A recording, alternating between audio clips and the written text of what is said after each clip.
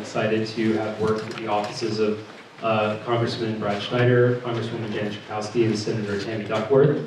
I'm also really relieved that there's a lot of FEMA people here today because our river is starting to get kind of swollen. So if anything goes wrong, I expect you all to rush out there and fix it for us. Thank you. Let's get started with the program today. And if there's anything you need from us, please let us know, and we're happy to help. Thank you all for being here today.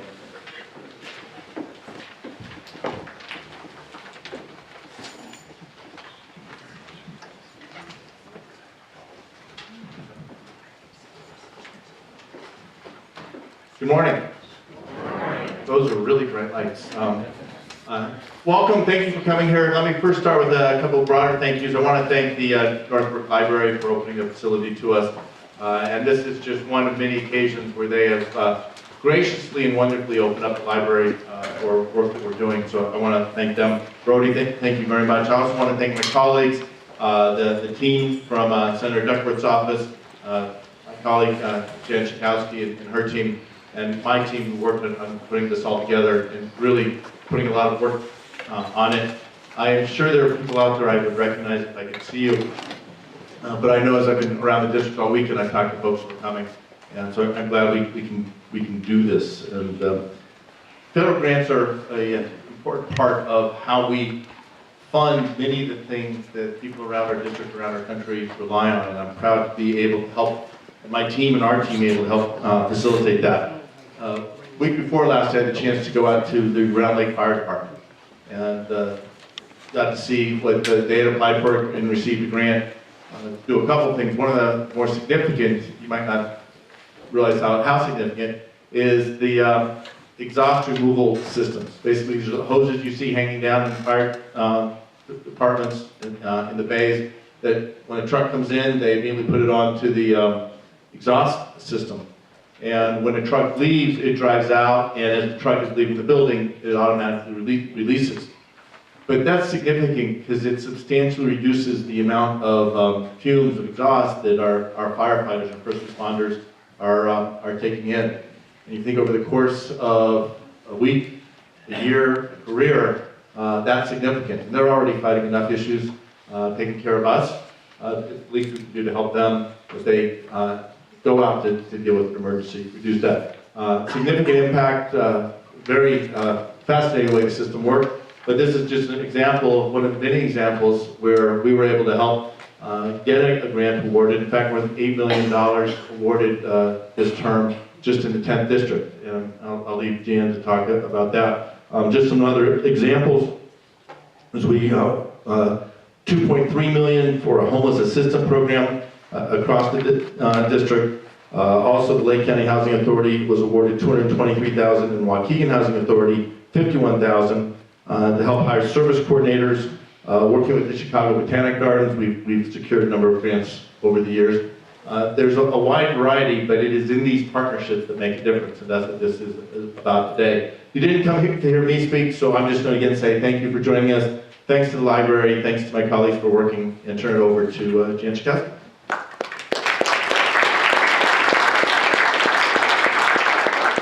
Well, I'm really excited about this turnout, especially in pretty crummy weather. Maybe people are going to still be coming in. But this is so important. Some of you may be very familiar with federal grants, but some of you may not. And so we're going to have a lot of different agencies that are talking about how we can bring more money to your municipality, to whatever your local government agency is. And we absolutely want to help do that.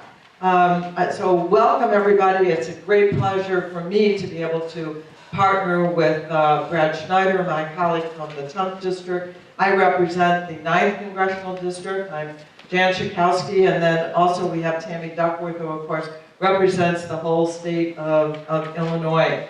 And so I wanted to tell you some of the things that we can do to help. Obviously, we can write letters of support if you find something that you want to apply for, but that's not the only thing that we can do. If you apply for a federal grant, and let's say you don't receive it this year, we can talk to the agency and have them walk you through your application so that you know exactly how you fell short so that you can improve on that. If you're having a hard time dealing with an agency, we can make phone calls and clear things up.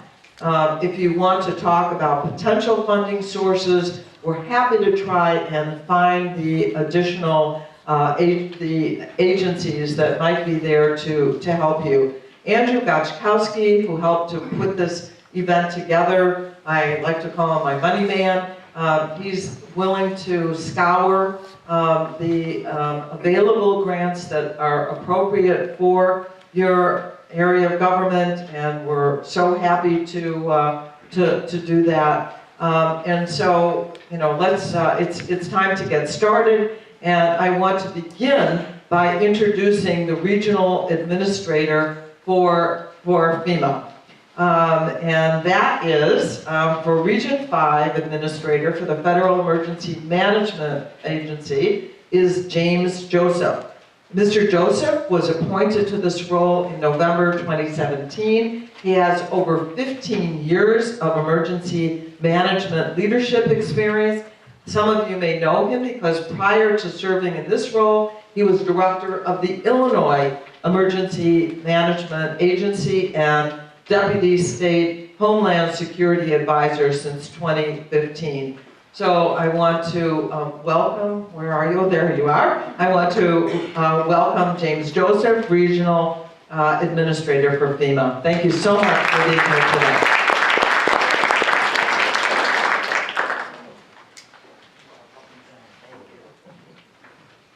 That's just one of the many services we provide at FEMA. Well, good morning. Thank you, Congressman Schakowsky, for that wonderful introduction. I want to thank Senator Duckworth's team, Congressman Schneider, Congressman Schakowsky, and the teams for having me here today. We were talking, it's a little bit of a homecoming, if you will, because going back to my days as a county emergency management director, I had the opportunity to work with Senator Duckworth and her team when she was in the 8th Congressional on a number of Homeland Security and emergency management issues in DuPage County, and also with the state, working with Congresswoman Schakowsky, Congressman Schneider, on a variety of issues. Congressman Schakowsky was very gracious to me when I was out in DC a couple of years ago, and Congressman Schneider and I became very close friends during the major flooding in Lake County just last year. So thank you for having me. It's also a homecoming for another reason, because as I drove through Northbrook, I drove by my old junior high school, Field Middle School, right there in Northbrook. So it was great to be back up in the northern suburbs and in this area. You're going to hear from a lot of our FEMA staff, or a couple of our FEMA staff throughout the day today, talking about a variety of grants that we have. Assistance to firefighter grants, some of our mitigation grants, and if there's any state Homeland Security grant questions, we have our state partners here from the Illinois Emergency Management Agency to talk to about that. But on a daily basis, more than just being out in the field on a disaster, where at one point more than I think 60 to 70% of my regional team here in Chicago were deployed to disasters around this country. More than that, we're here in the community always, talking at events like this with our state, with our county, and with our municipal partners about the variety of grant programs that we have that can help make you and your departments more responsive, more able to respond to situations, but as well, most importantly, to help your citizens recover from a disaster, whether it's man-made or natural if it occurs. And the three key elements of our FEMA strategic plan that was just rolled out by our administrator just a few months ago, that's going to carry us into the next 4 to 5 years, is there's three key elements that you'll hear our staff talk about throughout the entire day today. And one of the key elements is building a culture of preparedness, not just within our government entities, but also throughout the entire community, building a culture of preparedness for our citizens. Number two, we want to really prepare this nation for catastrophic disasters and events. We saw any one of the hurricanes that happened in 2017, Hurricane Harvey, Irma, or Maria, on their own, they could have been a catastrophic event, let alone a chain of events within several weeks, as well as the wildfires on top of that. So truly readying this nation for catastrophic disasters. And the third thing that we want to focus on that you'll hear them talk about is reducing the complexity of FEMA. And I know a lot of you guys are saying FEMA's not complex, right? There's no complexity within your grant programs, but absolutely there is. And whatever we can do to reduce that, whether it's policies that we can change, if there's legislation that we need to reduce, we'll work with our legislators, our congressional delegation to make that happen. But it's very important that we're here to talk to you, to engage with you. And just like the Congresswoman said, if you're not sure how to be successful in your application, while we can't write that for you, we have absolutely no problem sitting down with you and telling you how an old application could have been more successful and provide that technical assistance to you as well. So thank you all for having me here. My team is here. They'll be with you throughout the day. Thank you and God bless.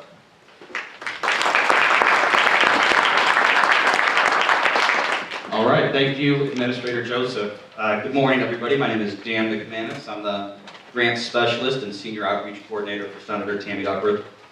Thanks for coming out here this morning to take part in this workshop. We're really excited to have partners from the federal, state, and local levels to talk about the resources that are available to your communities. I know the Senator wishes she could be here, but with the arrival of her second daughter, she's on a bit of a bridge from maternity leave right now, but wanted me to pass along her best to everybody. We're going to have her out here throughout the summer, and we're hoping to set up meetings with a lot of the mayors and managers here. Hopefully we'll have some new grant projects to update her on at that time. Also, thank you to Representative Schneider and Schakowsky for being here in person to put on this wonderful event. Your staff have been really great to work with in getting this together. There's just a couple quick programming notes and we'll get started. Our first batch of presenters on your agenda from the U.S. Army Corps of Engineers all the way through the Lake County Stormwater Management Commission. They're all going to be talking about flooding, and we're going to hold questions and answers until after those presentations are done with. After that, each presenter will do a short Q&A. I'll be trying to moderate and keep us on pace because we need to turn this room back over to the next workshop that's taking place this afternoon. But with that out of the way, I'm excited to introduce our first panelist. Jeff Zerker is the Assistant Chief of Programs and Project Management for the U.S. Army Corps. He's based out of their Chicago office. I'll get out of the way and let Jeff take over. Thank you. Thanks, Dan. Good morning, everyone. So I get the pleasure of starting off as the only agency that doesn't actually do grants. We do cost shares, but we do have some programs that are available to you to partake in, and we want to get you aware of all those programs that are available. So just a quick introduction to the Chicago District. We serve the nine different counties, 6 in Northeast Illinois, 2 in Northwest Indiana, a little bit of another portion there in LaPorte. We have over 5,000 square miles that we cover, and we serve 9.1 million people. Our Civil Works mission areas include flood risk management, coastal risk management, navigation, ecosystem restoration, our regulatory branch. We have technical and planning assistance. We also work in emergency management. And we have people that are in our overseas contingency operations and international and interagency and international services program as well. So we have some authorities that we can access that can help you out.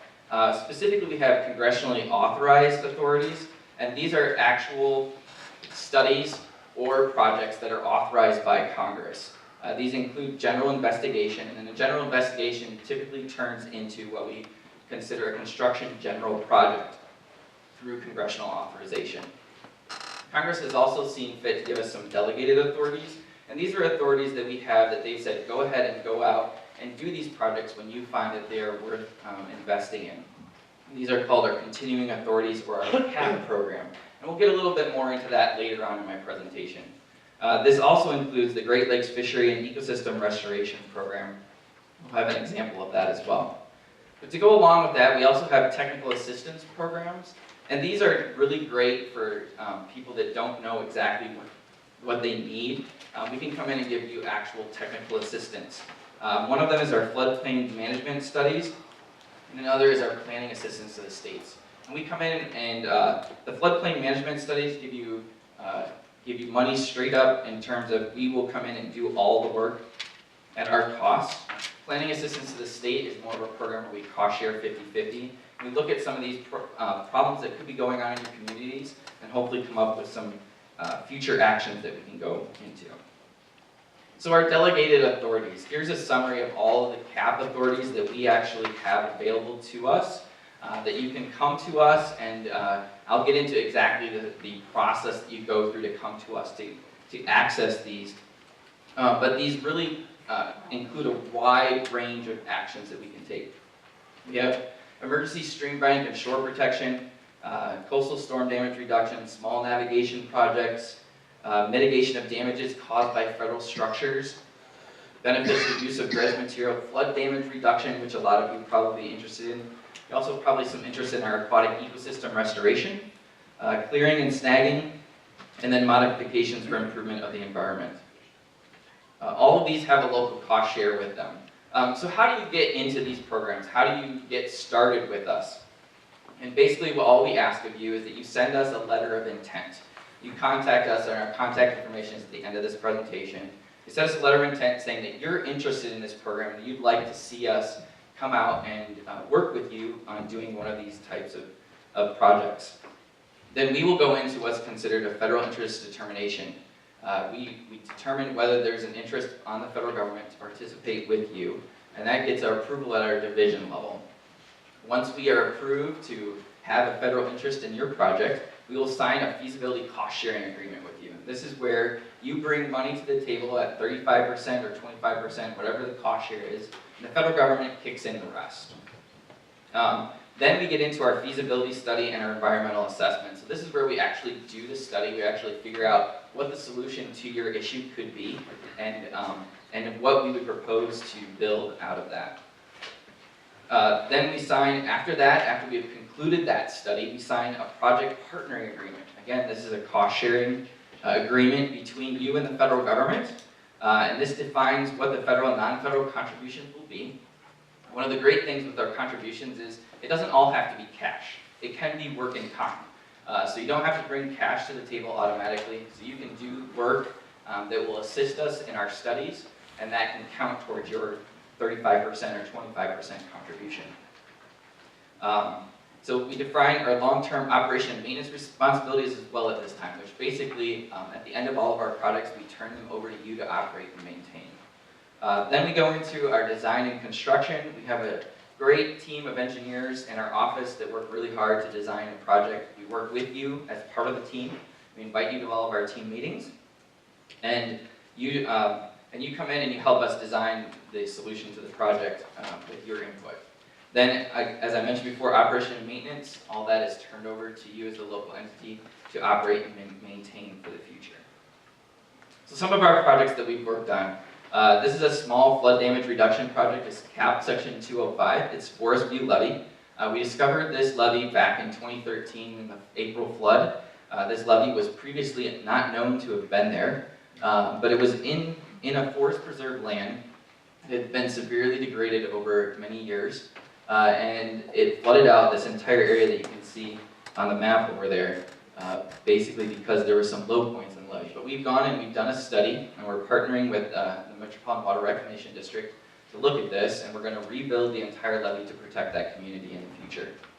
As you can see, the federal cost is about $3.8 million, and a non-federal cost of just over $2 million. Technical assistance program that mentioned this earlier, it's 100% federal to the state. There's limited funding nationwide, so if you want to get in on this, you do have to get your applications in and really push for the funding to get to you. But we do general technical service. We help develop, interpret site-specific data and obstructions to flood flows, flood formation, timing, flood depths and stages, flood water velocities, extent, duration. We do general planning assistance as well, floodplain delineation, flood warning studies, etc. Then our planning assistance to the states that I mentioned earlier as well. This is a 50-50 cost share with work in kind or cash. We're working with some partners in Lake County right now to get one of these kicked off in Highland Park. And basically, we take a look at comprehensive plans for development, use, and conservation of water and related land resources. A typical PAS study can include flood damage reduction assessments, flood inundation mapping, dam safety, water supply, water quality, and several other areas. We also have one final program that I'd like to highlight, and this is our environmental infrastructure program. This is authorized by Section 219 of WRDA 1992. Right now, this is only authorized for Cook County, Illinois, and the Calumet region in Indiana. But this is a 75-25 cost share with federal and non-federal. It allows us to provide technical planning, design, and construction to non-federal interests who have environmental infrastructure needs. This includes your water treatment, water storage, sewer pipes, flood removal pipes and storage, and distribution facilities. This is a great program. It does not have a lot of funding to it, but we can come in and we can help you out with small projects around $1 million or less, and really get you working on your environmental infrastructure.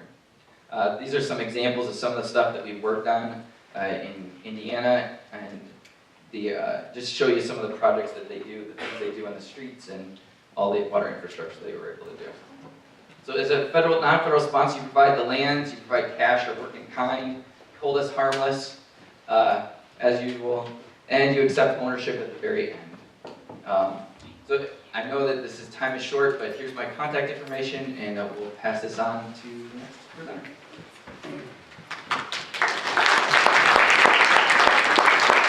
Thank you very much, Jeff. Our next presenter is Morgan Holloway. She's the Mitigation Grant Specialist from FEMA Region 5. Good morning. That is great. I'm going to stand over here because I don't think you can even really see me over the podium. My name is Morgan Holloway. I work in the FEMA Region 5 office in Chicago with Mr. Joseph. I am a hazard mitigation officer, and I work closely with the state of Illinois, IEMA, on hazard mitigation grants. So we have 3 different mitigation grants at FEMA. 2 of them are pre-disaster, and 1 of them is post-disaster. The 2 pre-disaster ones are pre-disaster mitigation and flood mitigation assistance, so PDM and FMA. The flood mitigation assistance grant is solely based on flood projects, and then the pre-disaster mitigation grants are all hazards that we do. So same with the HMGP, which is your post-disaster grant program that we do once you get a declaration. It's open statewide, so even if Southern Illinois gets a declaration for flooding or whatever, mitigation is open to the whole state based on the state's priority if they're willing to do that. In the state of Illinois, they have always done that. They've had more than enough funds to share statewide, so that's wonderful. And all of our grants pretty much have the same eligibility. You just have to make the case that it's mitigation, and we'll pretty much consider funding it. It does have to be cost beneficial. We have a FEMA benefit cost analysis that you have to run, and it does have to meet 1.0 or higher, so to prove that we are spending our money wisely. And we'll work with you, either me or the state hazard mitigation officer, who's Sam Albasha. He'll work with you on your grant application as well. And similar to pretty much any grant program you'll see, there is a cost share. 75% of it is funded by FEMA, and 25% has to be a non-federal cost share. I have seen everywhere from the community provides either cash or in-kind as their cost share to a resident will take 25% less of asking price on their home in order to participate in the grant program, to the DNR has provided a non-federal match to our grants. So there are options out there if you're concerned that your community does not have the funds to provide the cost share. You'll just need to work with either me or Sam Albasha, the state hazard mitigation officer, in order to see what's available to you. The most projects that we see for flooding in the state of Illinois are acquisitions or elevations above the base flood elevation. We have seen some flood walls, some detention basins, culvert upgrades, things like that. But we do also mitigate all hazards, so we'll do, tornado safe rooms or seismic retrofit. But like I said, it does have to be a mitigation, so I would not recommend coming in for a grant to build a new library for your community. But if you do want to build, or if you are building a library and you do want to retrofit a portion of the library to be a tornado safe room, then that would be an eligible project for our grant program. But I understand the main focus of this is for flooding, so we do a lot of flooding projects as well. I just wanted to explain. So yeah, and that's all I have.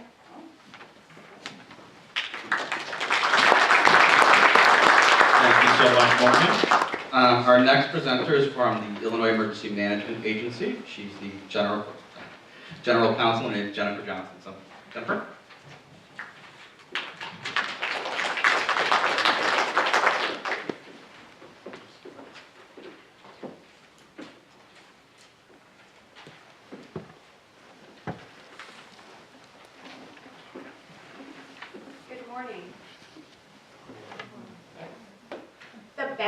news is IEMA doesn't have any money of its own to administer for flood projects. But the good news for you is that we administer on behalf of the state the FEMA programs. And so IEMA serves as really the pass-through entity, and then IEMA is the entity that, from a paperwork standpoint, actually has the contractual relationship with the subrecipients in the grant agreement. So we are really the go-between for local governments and FEMA. So all your questions really come through the state. We're the ones ultimately that get you reimbursed for projects that you awarded. Hold up a minute. Okay. Nobody ever says a lawyer's too soft. So Morgan went over the grant programs, and again, the state administers all three types of grant programs, both the hazard mitigation grant program, which is the post-disaster program, and that one is a little bit different than PDM and the FMA programs.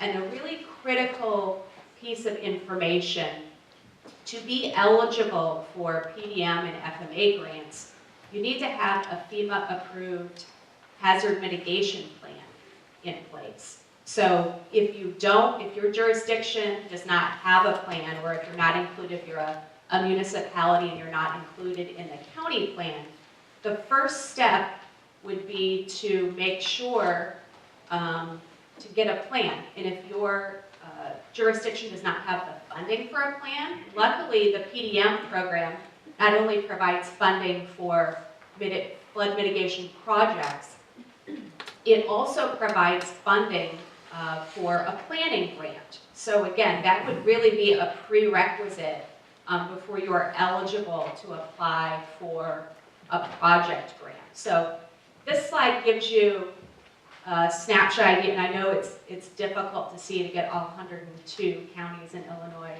labeled on there. But the green indicates those counties that have an approved plan in place right now. And after it's approved, it is good for 5 years. And then the other colors indicate various stages that those counties are in having approved plans. And some counties have decided against having an approved plan. Again, the northeast part of the state, which I assume most of you are from, is good shape with the greens. So as long as you're covered by an active mitigation plan, then you would be eligible to apply for mitigation projects. So far and away the most common type of project that Illinois has administered with FEMA funds are acquisition projects. And those projects really involve residents, businesses that flood frequently, they're in a floodplain, and it's worth it just to buy out those properties and turn it into green space in perpetuity. And again, the grant agreement is with IEMA to make that happen. Now, to apply for any of these grants, the PDM and FMA grants, and perhaps Administrator Joseph can tell us when the application period will open this year. I know last year it was the fall time period, and those applications get submitted to IEMA, and IEMA compiles all the projects and submits one big application of all proposed Illinois projects. And it is a competitive grant process, so there are a lot of meritorious projects that there just simply isn't enough funding for. But don't be discouraged, you can try again. But since 1993, Illinois has provided pass-through funding to acquire approximately 4,000 properties throughout the state. There are deed restrictions then that are put on the properties so they stay green space in perpetuity, and that way there's no more flood considerations for the next disaster, not only to those individual residents, but also to local governments, and the burden of response and recovery efforts for those structures that continue to flood. These programs, acquisition programs, are completely voluntary also. So if there is a a street or a subdivision neighborhood that the local government would like to include in the application, and then there is a holdout amongst those neighbors, then the project can continue, and there will just be one structure that remains. So this isn't like eminent domain, it doesn't force anyone out, but it does provide the pre-flood appraised value to the homeowner who chooses to participate. Just recently, through the PDM program, FEMA awarded grants for flood walls along the stretch of the Illinois River in north central Illinois. And this is really exciting, kind of new project that IEMA is just on the front end of administering. And these flood walls will serve to protect really critical infrastructure that's along the Illinois River, including I think a water treatment plant, there's a sanitary system along the river, and it will alleviate a lot of the need for sandbagging that has taken place time and time again as the Illinois River floods this time of year. So we are literally in the process of issuing the sub-grant agreements to the recipients this week through IEMA, so we're excited to get started on this. There's some contact information. Again, Sam, as Morgan mentioned, is the State Hazard Mitigation Officer on IEMA's team. And there's some internet sites to get additional information. And then there's my contact information should you need it. So feel free to reach out to Sam or me anytime, and we're happy to assist you. Thanks.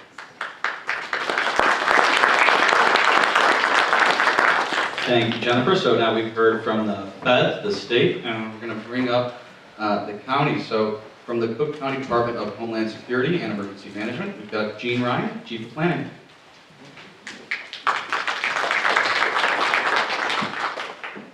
Or everybody, how are you? All right, TJ, I don't know if I'm trying to figure out how to answer this. Okay, like it says, my name is Gene Ryan. I'm with the Cook County Department of Homeland Security and Emergency Management. The current honor and privilege I have is I'm the Chief of Planning for the department. I was asked to come out today to talk about flood mitigation. More importantly, talk about what do we have to provide from the local government level to help out our municipalities within the county to help them be stronger, better, be more resilient.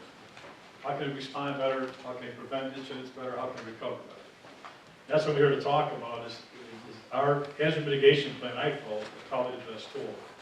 The prior agencies just before me gave some good examples and updates of what the plans are, how they can benefit you, how they can help you. They talked about it from the federal level to the state level, and I'm going to kind of touch on the local level, being a county, one of the county agencies that's talking today, and how we're trying to help our municipality. We'll talk about our hazard mitigation plan, and our plan is a little bit different in the fact that we had a multi-jurisdictional plan. I think that's a big point I want everybody to be aware of, and make it aware, because it's a tool to help us all.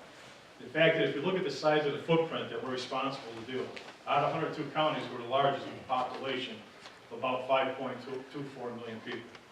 We have 40%, or as mentioned, that the northeast part of the state is pretty much represented in this room today. 78% of the state population is in our borders. 78%, that 40% of the 78% is in the borders of Cook County. So what that basically means that in the 946 square miles we have, that 40% population represents, we have more individuals in the borders of Cook County than 28 of the states within the United States. So you can see that's why I wanted to think about going with a multi-jurisdictional type of plan. Mitigation plans, for those that aren't familiar, are very effective. They help you better become more resilient, help you recognize what your risk is, understand the impacts, and then how to reduce the type of change you can make long-term, short-term. But more importantly, we felt the most important thing was all to get together. So over 114 of the municipalities have gotten together. We represent the unincorporated area, the 31 townships, and put this plan together. That's the key to all of this. You want to be one heart, you don't want to be divided. You want to talk about what's the best way for us to recognize the impacts that impact all of us. So when you look at the situation, you look at the community above you, below you, and on both sides of you. The actions you take have a ripple effect on them, and so on and so forth. More importantly, we should be sitting down and saying, if I take this action, how's that going to impact you? And once we discuss this, we'd also talk about what kind of funding sources can we share. What kind of resources can we share? There's a lot of talent in this room. There's a lot of talent in this agency, a lot of talent in this state. We should be working together to put these plans together, figure out the best way to protect our communities moving forward in doing that. So we all sit back and look at what are the hazards that we're most concerned about to help us meet that challenge. Most people identified immediately that would be floods. And again, this is all along your natural disaster type situations, being flood, tornado, severe weather, including little weather, as well as dam and levee failures. We heard a perfect example, which I was involved in with the mitigation of that, which took place from the Army Corps of Engineers. We appreciate you guys stepping up and offering to help us with the Forest View project. Those folks, for the first time, as we responded there, explained to us, it looked like a tsunami. They weren't even aware of the fact that they're not even a floodplain. No one's aware of the levee.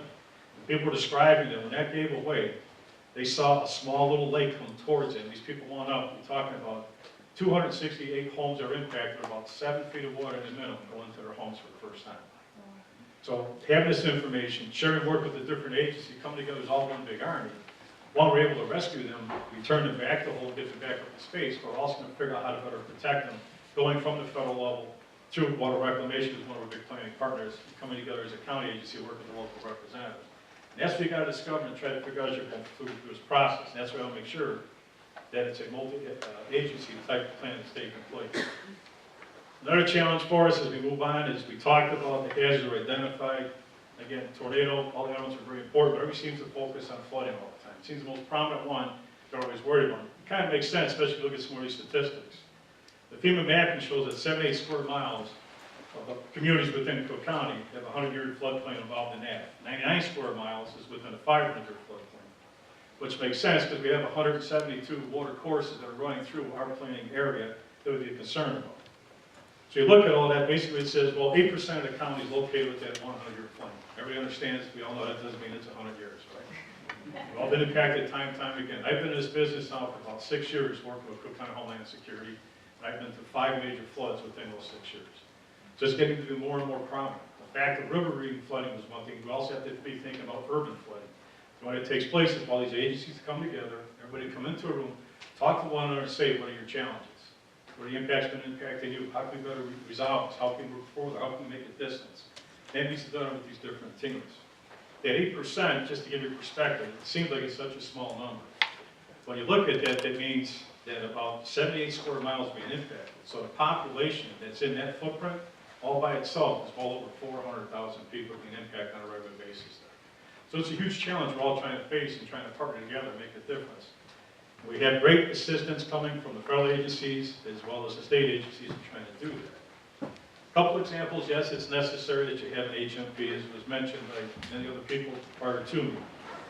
The 2000 Disaster Mitigation Act pretty much stated through the Staff Amendment Acts that in order to get access to these different grant funds that are being shared with us and being provided for us that were mentioned, you can't have that unless you have a hazard mitigation plan.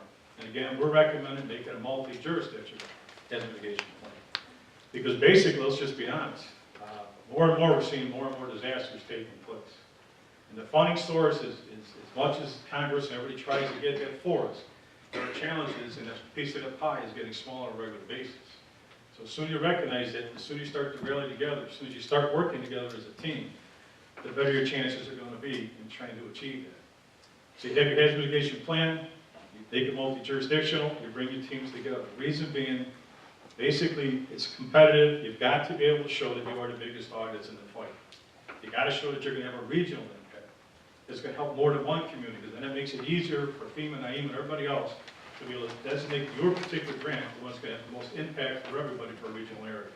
So as soon as you do that, the better off they're going to be. As far as the pre-disaster mitigation grants and the flood mitigation grant, we've been very fortunate. We've had a couple success I'll share with you real quick.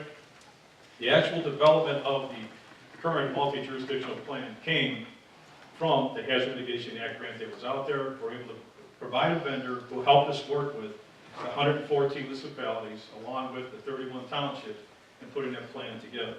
Water Reclamation is also part of it on our planning team as well, and they have an annex on it that represent as well.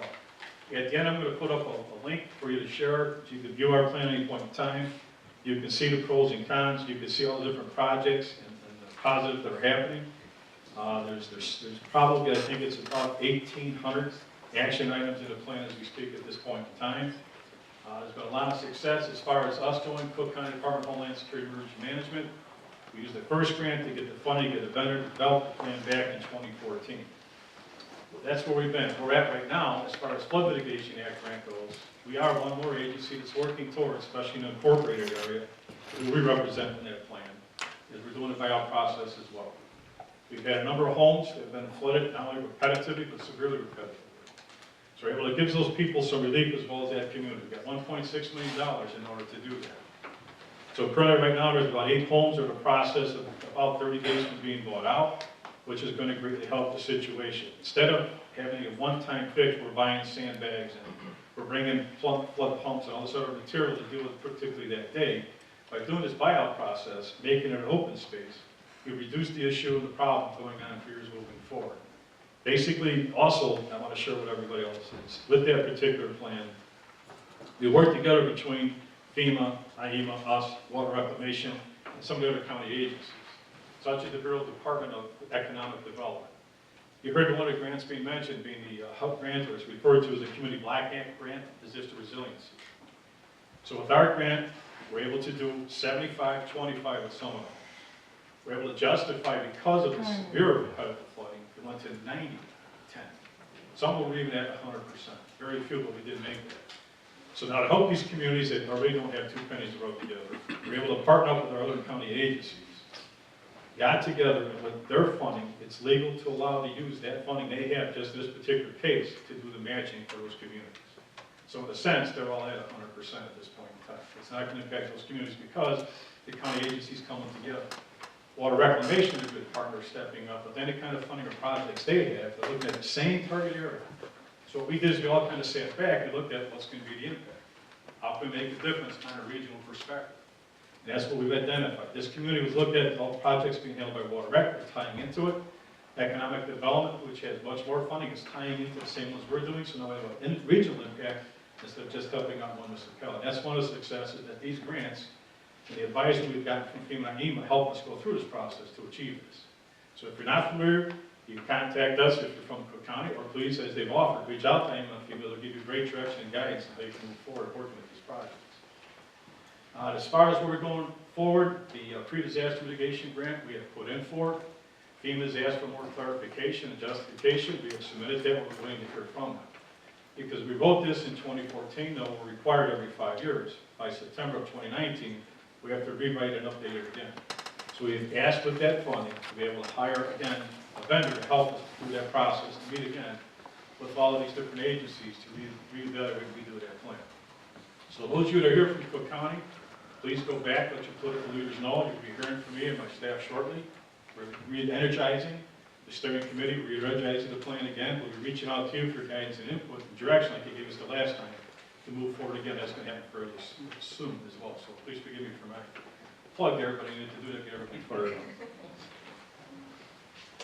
up. So again, my contact information, link to our website available to you. Just a couple things to review on why it's important to make sure you're aware of the hazard mitigation plan. You have it. You have access to all those different grant fundings available to you to help you support, reduce the risk of your activities. It removes, makes you more resilient, eliminates the impact of future events, provides long-term solutions. Again, like we talked about, we can provide sandbags, we can provide pumps, take care of the short-term process, but keep in mind now, it keeps continuing on. There's always cascading effects. All those sandbags, once they've been used, turn into what? Hazardous materials. Well, now you have to have a licensed waste haul to remove it. It's more of a cost. Versus you get back and you start looking at doing elevating facilities or changing ordinances, has a much longer term effect. We'll minimize it. Or as we're doing right now with the buyout process, we'll minimize it for years. You got to make sure that they're cost effective, as has been explained already. And again, it helps us avoid damage from further and future disasters. Other than that, I thank you for your time and patience. Thank you.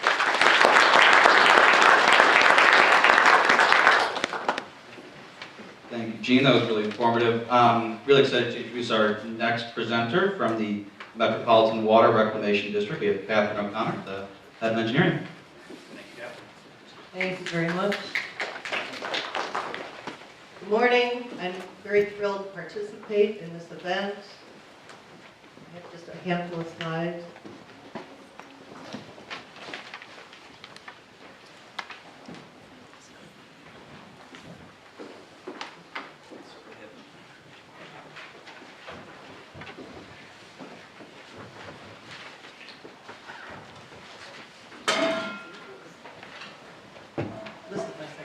slide is really terrible.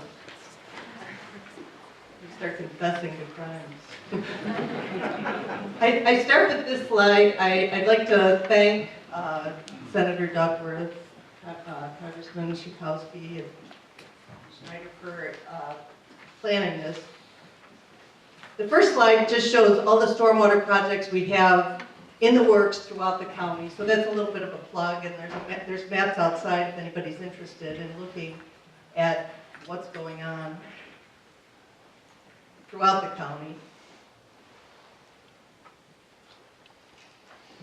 Water Reclamation District is an independent government agency formed in 1889 to deal with wastewater primarily. In 2004, the Water Reclamation District was given Stormwater Management Authority, and that was interpreted to be overbank flooding and streambank stabilization. So since 2004, those were the projects that Water Reclamation District worked on. And in 2014, seeing the misery, seeing the intensified storms, we went back to the state legislature and were given authority to work on local flooding. And I think that project, that effort has been very successful. We work very closely with the county, with the state. So the phase 1 projects were the only projects we had authority until 2014 to work on. There are currently 27 what we consider phase 1, overbank flooding, streetbank stabilization type projects. The phase 2 shovel-ready projects, I'll discuss in a little more detail. Phase 2 preliminary engineering, I have the number of projects, the number of structures protected or hopefully removed from the floodplain, the cost, construction cost, and the leveraged funds, how much MWRD participated. So we have a phase 2 program for shovel-ready projects, preliminary engineering projects, green infrastructure, and it's been mentioned a few times today, flood-prone property acquisition. One project specifically in Riverside Lawn, the cost of the flood wall and the other mitigation was on the order of $33 million to protect $13 million worth of homes that were repetitive damage. So we're moving forward with property acquisition, and hopefully that'll have a great effect on the general area. That's in perpetuity, not to be developed. So our program right now, I hope many of you are familiar with it. We want to, in the second quarter, go out with a request for what are your green infrastructure projects. 50 applications were received in 2017. In the third quarter, what flood-prone property acquisitions would you like us to consider? And phase 2 local stormwater projects. The call in 2017,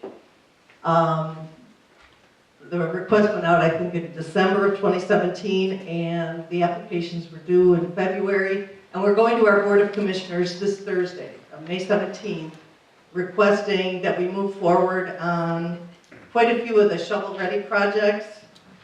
And so shovel-ready projects are projects that have been designed or are nearly fully designed by the municipality or the local government. And we enter into an intergovernmental agreement for cost share. Hopefully in June, we'll go with the, where people just report flooding. Then if we see how many, the projects are all prioritized, and we hire the engineering consultant to design, to do preliminary engineering to see what the engineering solution is and have a preliminary cost estimate. So for the phase 2 shovel ready that we are going to our board for authority to enter intergovernmental agreements, I just want to highlight, I don't mean to, the village of Lincolnwood is requesting new storm sewers and outfalls into the North Shore Channel, stormwater outfalls. And that project is to protect 551 structures, and the cost is estimated right now at $3.75 million. That's a tremendous project. And we like to see that as a model for selective separation. And working with Water Reclamation District, the Water Reclamation District chose to build the deep tunnel in lieu of separation. So you can imagine our staff and internal debate, well, we can't separate sewers, we can't pay for that. We got all those federal dollars and we built the deep tunnel and the reservoirs, and that's our solution. And no, I think our weather's getting so much more severe and so much more intense, we have to be open-minded and realize that people that are right near the waterway, we need to selectively separate and protect unknown thousands of homes that are along the system. So working with the communities, I think together we have a much better chance at taking the edge off of this flooding misery.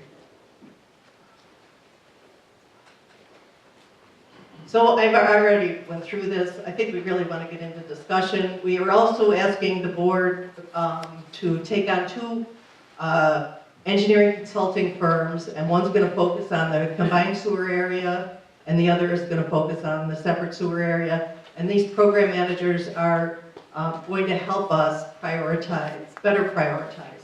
We had, in 2014, our annual budget for stormwater management projects was $20 million a year for all of Cook County. Working with our elected officials, we're governed by 9 elected officials, President Sparopoulos. They have taken the political will and we're ramping up the program to $100 million a year. And we really want to leverage those funds and make sure we build more and more projects and become a resilient county and alleviate flooding altogether. That's our goal. And I include Joe Kratzer. My name's Katherine Connor. I'm the Director of Engineering. Joe Kratzer is the managing civil engineer in charge of stormwater management, and we're all here to help, and we're thrilled to work with the county, with the Army Corps of Engineers, and with you. So that's all.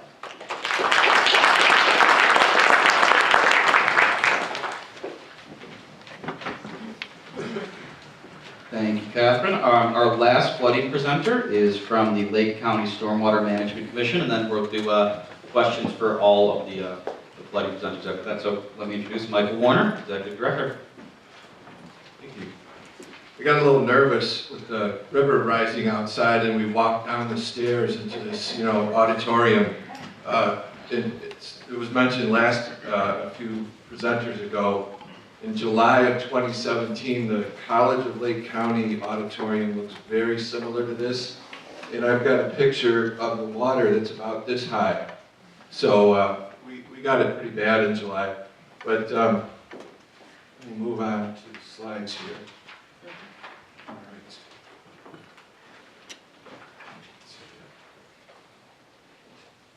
Great. Also with me is Sharon Miller. She's our grant program manager. So our watershed management board is, the #1 item is our small grant program for projects typically less than $100,000. Our SURF program, stormwater infrastructure, we consider a medium project program between $100,000 and $1 million, $100,000 and $1 million. Our our wetland restoration fund is a fee in lieu of program for wetland impacts. And #4 is many of the grant projects or programs that we've heard of this morning. It's for our medium to large projects. And SMC staff typically does not seek federal or state grant programs for small projects. All right. Great. So what do we use our money for? Mitigate flooding, #1. Usually on the multiple parcel or neighborhood level, as opposed to main stem projects. Unlike MWRD, and I would ask, or just invite MWRD, out of the $100 million, we'd love to work with you. Typically, all of our stormwater does get down into Cook County in some form, so I did attend the Buffalo Creek Reservoir expansion groundbreaking last week, so that's exciting, and that brings a lot of relief to the people in Buffalo Creek and Wheeling and Buffalo Grove. Water quality improvements are embedded in all the project work we do, and many times are the driver of the projects as far as funding goes, with flood mitigation as a secondary benefit. And I can't underestimate public education.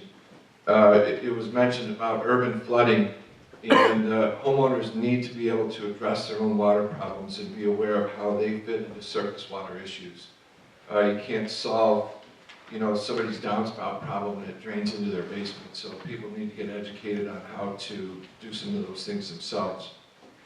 Let's see, next one. All right. For the SMC managed projects, we've really, unfortunately, never been funded to build self-sufficiently. It's a curse at times and blessing in some ways. Out of necessity, we became good at building partnerships to achieve success with our projects. So we hear a lot about shared services. It's a current buzzword, but I would have to say that we've always operated in a shared service environment at SMC. Another key area of our business growth, so to speak, if you will, is working with HOAs. We've heard that HOAs are kind of like new small government units that are creating, around the county. Lake County has over 1,300 HOAs, and we've been successful in working with them as a local partner and a funding source to fix dozens of drainage problems within those neighborhoods.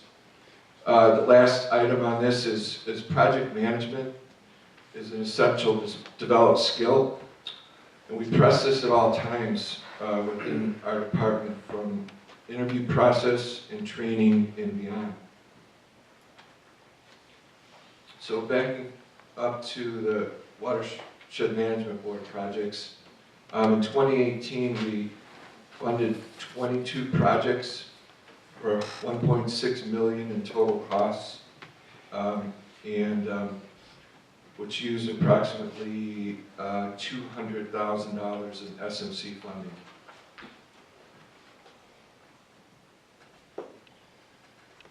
Just to comment on this, if you are familiar with the Watershed Management Board, we keep the process very transparent. And it's discussed at length with the applicants. We want a project to be successful. It reflects as more on us as anyone. And we start early and work with an applicant from the submittal process through the end of construction.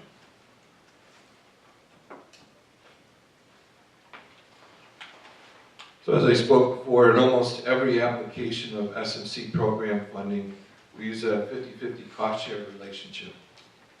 No offers of match or turn down, cash, in-kind work, any funding source, it's all good, as long as we're not double counting SMC money. Our Stormwater Infrastructure Fund, this program was added as a new funding source in 2008. It's funded 29 projects with a total cost of $7.8 million and using $820,000 in SMC money. Originally, it was created to resolve drain tile failures across the county, but has evolved into a small stormwater capital improvement fund. So, excuse me, we had all kinds of drain tile failures that would just pop up mid-year, and a lot of times the flooding would be a half mile away, and people wouldn't know the source until we tracked down that a drain tile was broken by utility installation, this age of the tile failure, and we had to go in and just do emergency management essentially for a small flood area, and eventually we created this fund.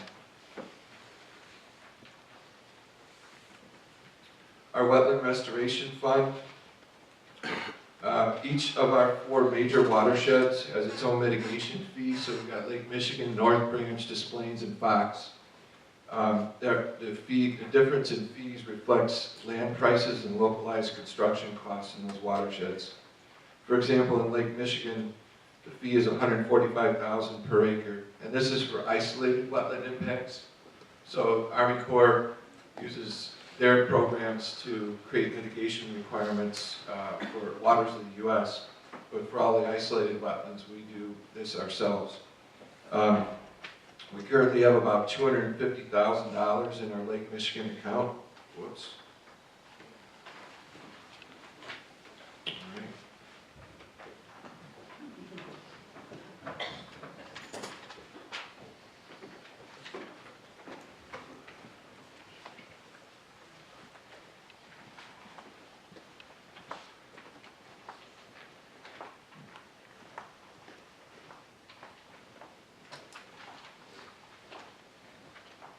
there? Yeah, go ahead on that one, I'll just tap down.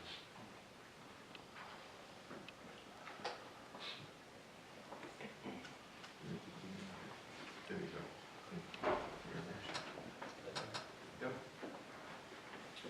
Yep. For Lake Michigan, for the wetland fund, we don't know or anticipate a wetland bank coming online in Lake Michigan watershed, so we're looking to build a mitigation ourselves.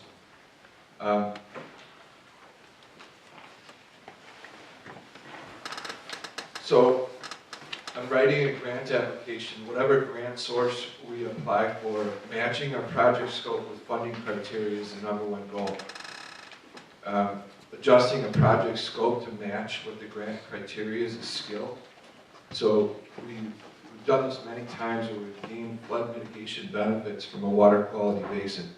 So north of here in the Schakowsky River, we've got 2 examples. At the Headwaters projects, we've got a basin there that we built for water quality that also resolves flooding issues. And we work with the East Skokie Drainage District to build a giant channel restoration project that also encompasses floodplain storage.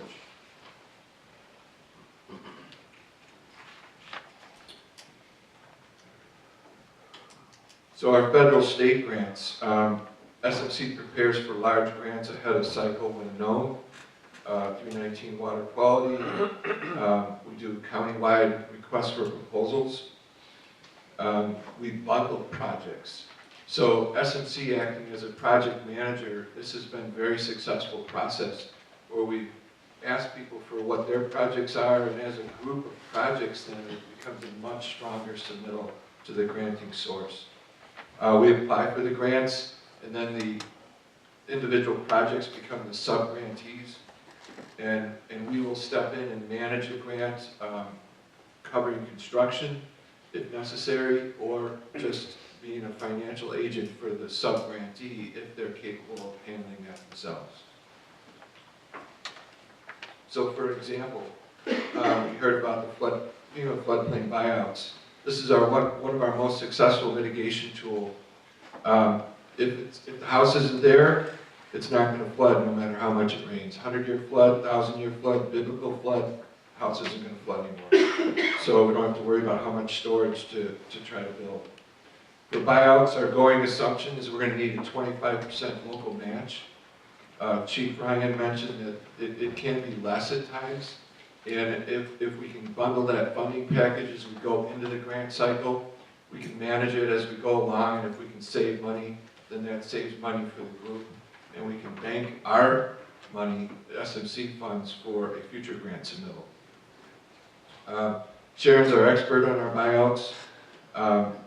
Over the years, for about the last 20 years, we've gotten about 15 grants. I didn't do that. All right, and we got about $17.5 million, and we've got about $12 million from FEMA, 1.5 from IDNR, and I think 4 million locally. I didn't touch anything extra on that one. But I think I was wrapping up anyway. I think that's about it. If the library is interested in a flood-proofing grant for this structure here, these are the people to talk to. All right, that's it.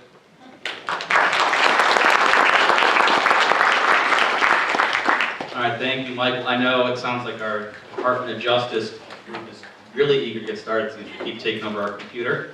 And I promise we will get to you guys soon. We're going to take questions for all of our flooding panelists right now. I know we just heard a lot. So open to FEMA through U.S. Army Corps, IEMA, Lake County. Any questions out there? I have a question. I don't want to name the institution, but it is an educational one that's remodeling, and they know that their sewer system of the, I'll say township, government is not, I'll say adequate. Is there a way that you can apply for? So for a township looking to upgrade their sewer system? Well, they're in an area where the township needs to, but maybe the township isn't applying for it. So would this education educational institution partner with the township? That's, I'm in like communication with that. I don't know. FEMA, is that you? I can so I'm sorry, I missed the first part. Is it a homeowner who's, No, it's an township. educational institution okay, that's publicly funded, and it's located in a township where it's not part of a city government or a village government, it's part of the township. It's covered by the township. I don't want to say the township yet, but it's. right. So educational institutions may be eligible as sub-applicants for some of our grant programs. I would recommend talking to Sam Aldershaw, the State Hazard Mitigation Officer, to double check if they meet the criteria. Additionally, would they be willing to come in under the county as a sub-applicant? Oh, I see.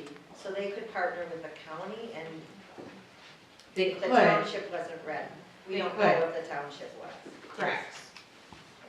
They would have had to have participated in that local hazard mitigation plans that Mr. Ryan spoke about earlier. So if they didn't participate in it, they could still adopt it or have their own hazard mitigation plan. But that is a criteria for all of FEMA grant funding. And then they could become a partner, you're saying, with, like, Lake County. It's in So the Lake County would be the sub-applicant for them. Thank you. It's possible, yeah, it is possible. Thank you for mentioning possible. Thank you. Do we have any other additional flooding questions? No questions? Yes. In a case like that, where would you recommend you start? Would you start at the county? Would you- I would recommend starting at the township. It sounds like this particular case has might be some township issues there, but in general, you want to start at the local level of the And they're township. very friendly. They say they don't have someone on staff, so they're just going back and forth a lot. In the meantime, there can be fun. Yeah, well, okay, so let's follow up with you after work, or after work this presentation, maybe we can facilitate something from our office. Speaking of map floodplain, does FEMA have any idea when maybe the next map revision might be coming out? Map revision came up? That is not my area of expertise. It depends on what area you're in. Where are you? Lake County. Lake County. I can get back to you. Okay. Let's, after this, why don't you give me your contact information? I can have someone reach out to you. Additional flooding questions? Are there any grants available to homeowners for purchase of native plants or plants that would help mitigate flooding? That's a good question. Do you want me to stand? Is that FEMA? Yeah, I think everyone. There, not that I know of. I don't know if the Department of Ag would have anything like that. That would be the place I would look. I know FEMA doesn't at all. Sorry. I know that there are nonprofits that will help, like Open Lands in Lake County or open lands. Open lands. Nonprofits. We both have questions, go ahead. If you have a homeowner who wants to apply to be considered in the buyout program, can an individual homeowner do that? And if so, where would you recommend they go? Okay, so homeowner is not an eligible sub-applicant for our grant programs. They would have to go to their community. So I would start at the city level, and as I They're explained, unincorporated. unincorporated in the county.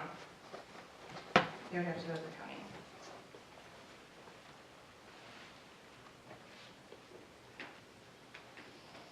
I think my question has been answered, but just to follow up, I'm from a park district, so our projects are a little bit more smaller scale. So these federal grants seem larger, so we would be a sub-applicant. We would have to be working with our local municipality or county to apply for those larger grants. Is that a good understanding? So Not just FEMA, but the flooding generally. well, I'll answer for FEMA, and I think it's probably the same for all of. What county are you in? We're Lake County, so we do work with SMC quite a bit. Okay. That's what I was going to suggest, is that we do smaller projects in two of the programs, and we also bundle projects into larger grants with several projects to look for money. Okay. We had a question in the back.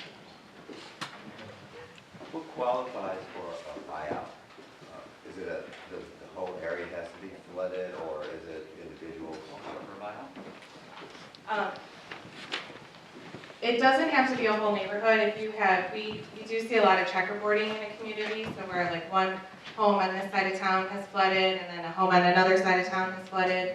So it doesn't necessarily have to be the whole neighborhood. It would need to be a flood-prone structure. You'd have to have damages from flooding in order to make it cost beneficial.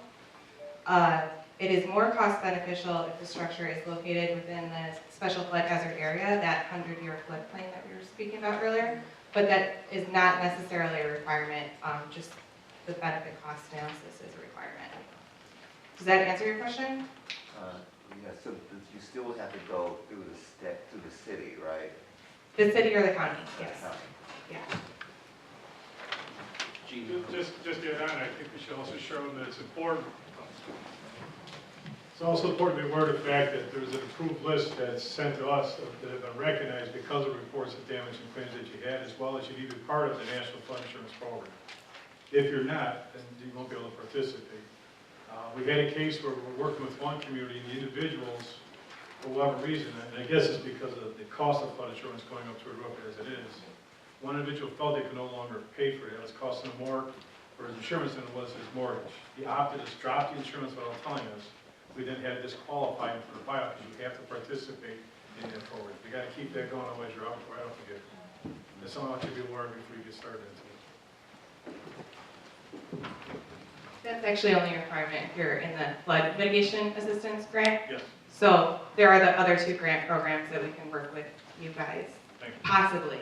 I'm not saying it's a guarantee, but possibly. All right, thank you very much. I know we're going to have more questions that will come up, of course, the next few weeks. So we've got all the presenter information is going to be emailed to you, as well as all the presentations. I think it's a good time for us to move on to the infrastructure and transportation portion of the workshop. We've got Melissa Porter, who is the Chief of Staff of the Chicago Metropolitan Agency for Planning, or CMAP. If you have not worked with CMAP in the past, you are in luck because they are a great resource for all the municipalities.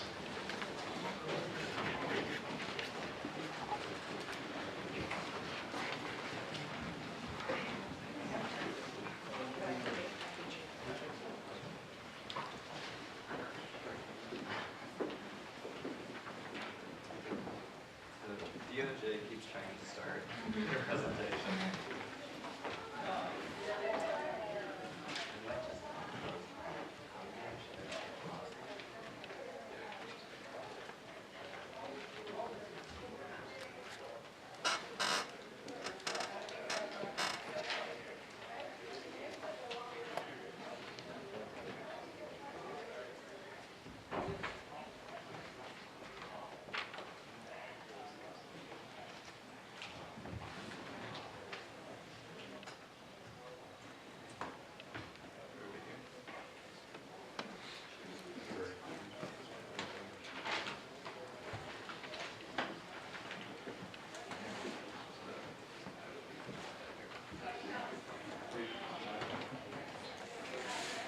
Good morning. Again, I'm Melissa Porter. I'm the Chief of Staff of the Chicago Metropolitan Agency for Planning, otherwise known as CMAP. I've been with the agency for just about 2 years, and I come by way of the U.S. Department of Transportation and the Federal Railroad Administration, and also spent some time on Capitol Hill working on transportation issues with the Senate Commerce Committee. Just a quick outline for today. I'll give you a little history on CMAP and our role as a metropolitan planning organization. And then I'll focus on transportation funding opportunities and other funding opportunities related to planning. And then finally, I want to make a pitch for our ONTO 2050, which is our next long-range plan. It's going to be out for comment this summer and set to be adopted in October. So CMAP's long-term planning role is rooted in a rich history in Chicago. Beginning with the Daniel Berman Plan in 1909, which was one of the first urban plans that was out there. Following in 1924, Cook County was one of the first counties to create a roads plan. And in doing this, they went out and counted traffic, pedestrians, and started thinking more globally about engineering. Moving on to 1956, the Chicago Area Transportation Study was created, and this was a joint planning effort between Cook County and the city. Moving on beyond that, as the federal program started to get stronger, there was a desire for local voices to still continue to be heard. And that eventually progressed into the creation of metropolitan planning organizations to help bridge the gap between the local governments, the state, and the feds. Finally, in 2005, the General Assembly created CMAP to help carry out the MPO functions and also to absorb the Land Use Planning Agency, which was formerly known as NIPSI, so that we would be responsible for comprehensive planning for the region. This is the map of our region. This is our current planning area. We represent 7 counties, 284 municipalities, and about 8.5 million residents. The census dictates what our planning area is. So after the 2020 census, we'll be paying attention to see whether there's going to be any revisions to this area. So what does CMAP do? In very broad strokes, we help make people's lives in the region better. We've got 3 main ways that we do this. The first one, as I already mentioned, is that we create a long-range regional plan. And the way that we do that is we collect data, we start to look at trends, we analyze demographics, we go out and engage residents and talk to them about issues that are affecting them.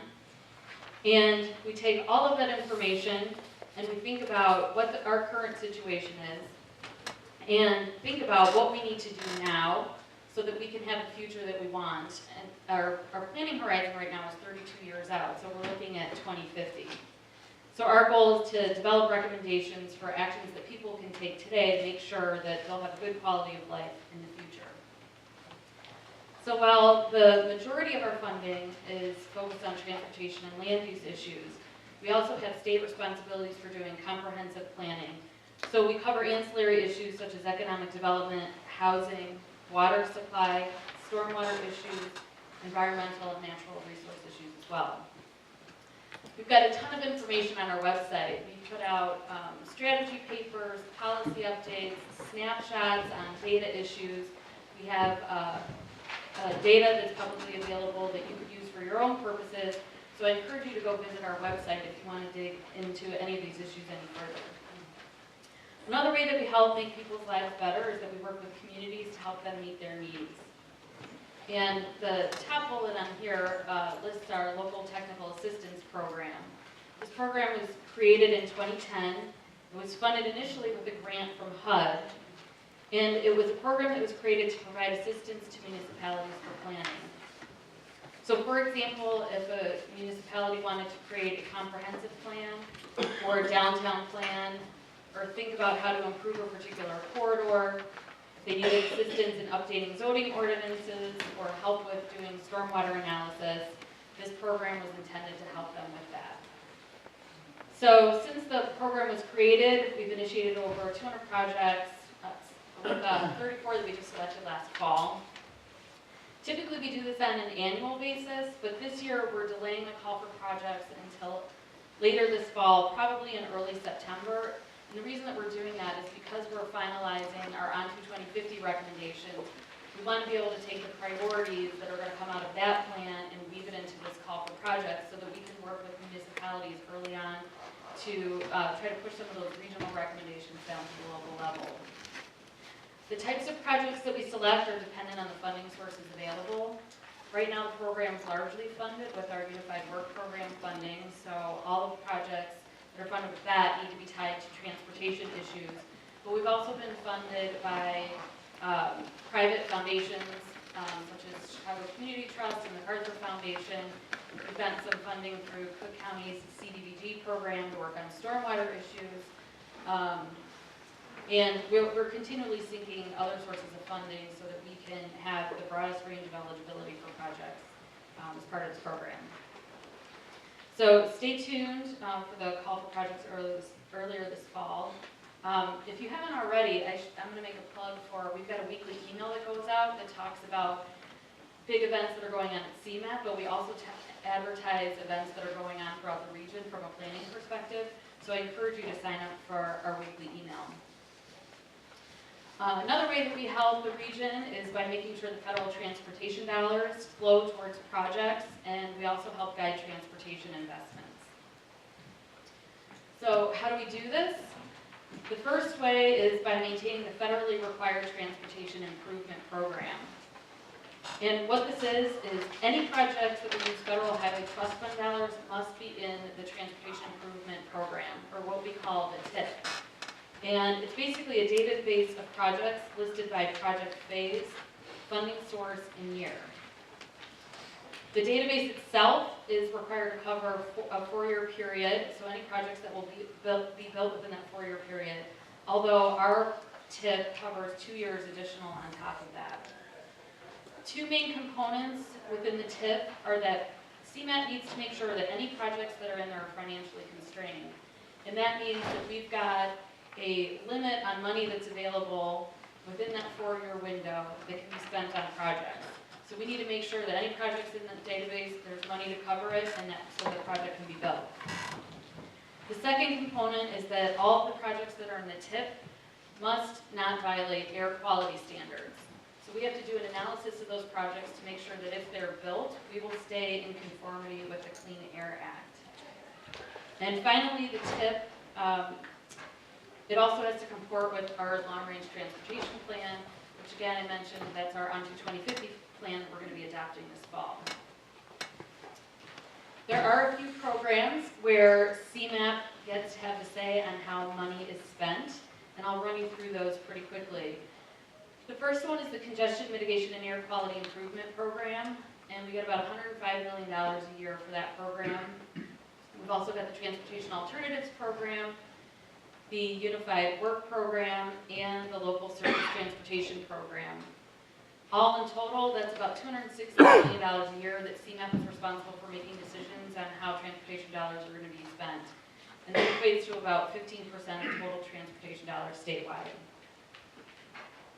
The CMAP program is, the project eligibilities are set in federal law, and this program is intended to fund projects that are going to improve air quality. The money that's available for this program has to be spent within the region, or it has to be spent where the air quality issues exist in order to mitigate them.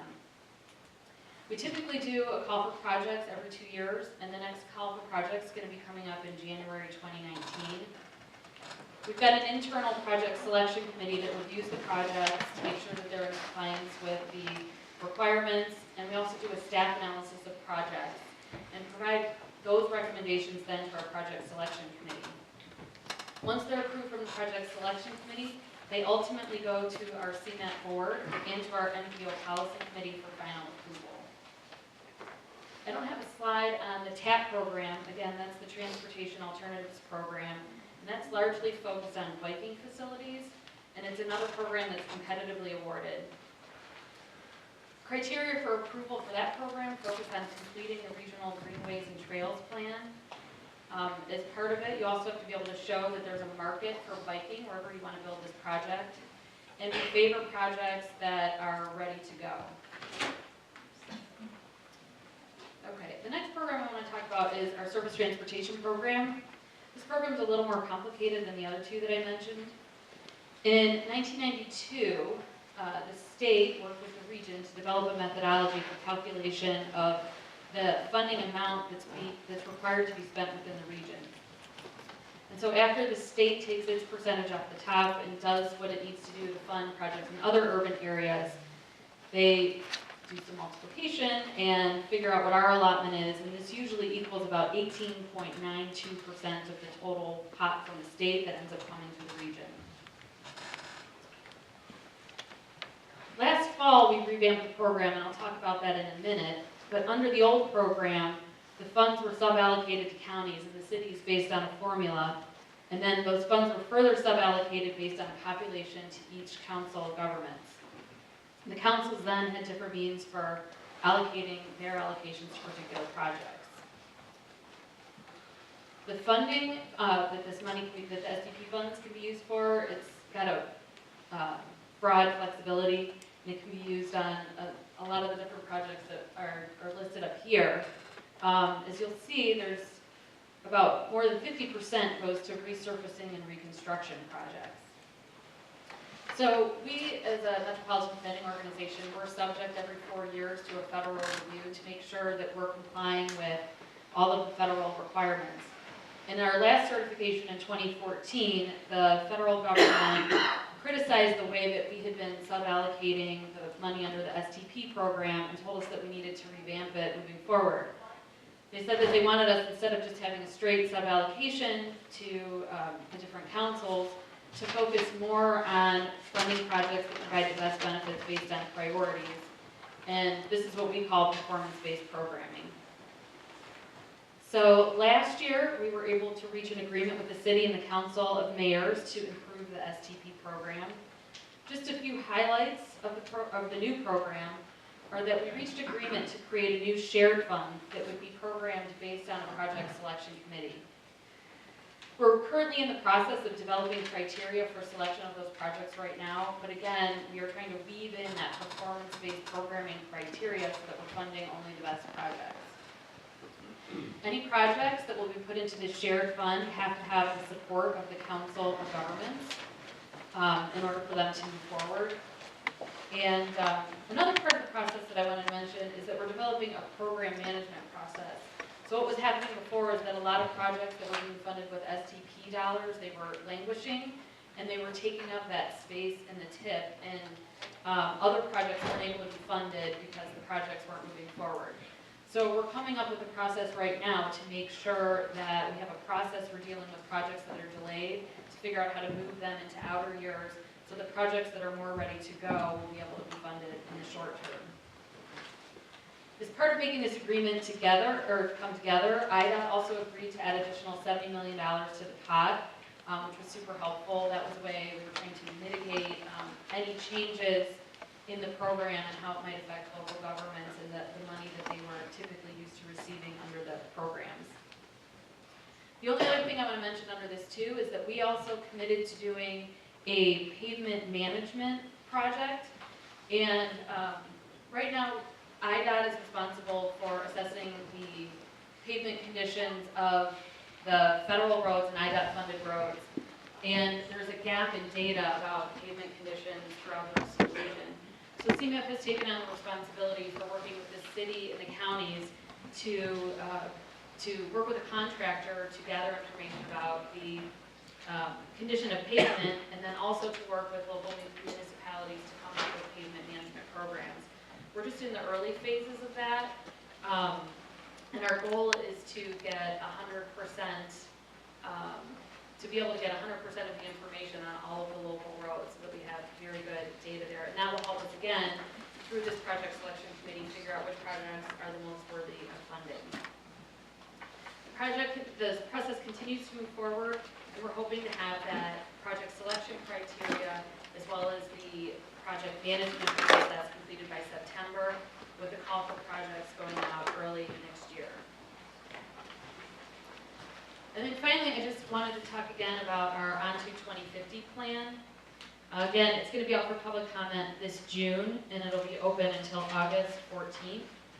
We're going to have a series of open houses that we'll be doing around the region to go out and talk to the public about what's in the plan itself.